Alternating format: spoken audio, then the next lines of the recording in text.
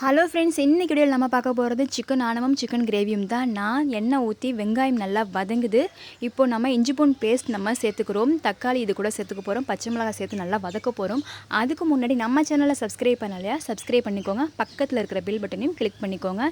இப்போது தக்காளி சேர்த்தாச்சு, பச்சை மிளகாய் சேர்த்தாச்சு. சிக்கன் நம்ம வாஷ் பண்ணி வச்சுருக்கோம். நல்லா வதங்கினதுக்கப்புறம் சிக்கனையும் நம்ம இது கூட சேர்த்துக்க போகிறோம். சிக்கன் சேர்த்தாச்சு. நம்ம 1.5 ஸ்பூன் அளவுக்கு சால்ட்டு சேர்த்துக்கிறோம். 1 ஸ்பூன் அளவுக்கு மஞ்சத்தூள் சேர்த்துக்கிறோம். மிளகு ஜீரகம் அரைச்சி வச்சுருக்கோம், அதையும் நம்ம 1/2 ஸ்பூன் சேர்த்துக்கிறோம். பட்டை மிளகாய் அரைச்சி வச்சுருக்கோம், அதுவும் நம்ம 1/2 ஸ்பூன் சேர்த்துக்கிறோம்.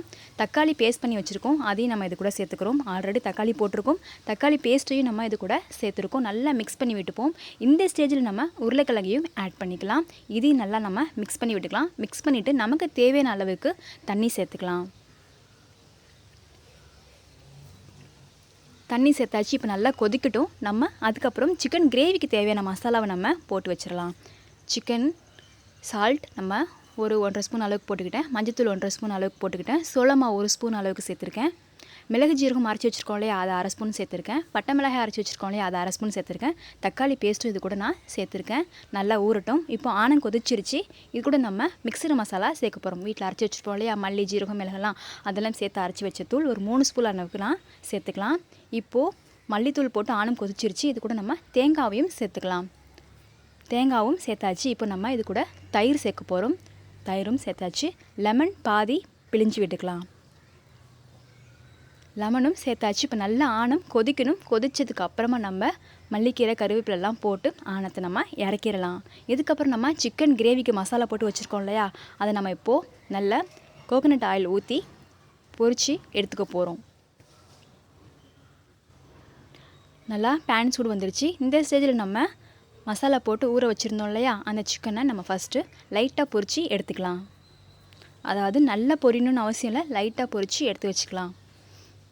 நல்லா இப்போது ஒரு அளவுக்கு லேசாக பொரிஞ்சிடுச்சு. நம்ம இதை எடுத்து வச்சுக்க போகிறோம். நீங்களும் உங்கள் வீட்டில் கண்டிப்பாக சிக்கன் கிரேவி இதை மாதிரி செஞ்சு ட்ரை பண்ணி பாருங்கள். சூப்பராக இருக்கும், யம்மியாக இருக்கும். டக்குன்னு ஒரு சமையல் நம்ம செஞ்ச மாதிரியும் இருக்கும். இப்போது சிக்கன் நம்ம நல்லா பொரித்து எடுத்தாச்சு. இதுக்கப்புறம் அதே நம்ம கோகோனட் ஆயிலில் தக்காளி, பச்சை மிளகாய், மல்லிக்கீரை சேர்த்து வதக்க போகிறோம். அது கூட நம்ம ஆனியனையும் சேர்த்துக்க போகிறோம். இப்போ நல்லா இது வதங்கணும்.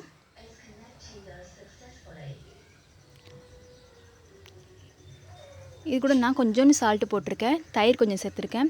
சோயா சாஸ் கொஞ்சமாக ஊற்றிருக்கேன். நல்லா இது கொஞ்சம் வதங்கணும். கொஞ்சமாக பெருஞ்சீரகம் போட்டிருக்கேன்.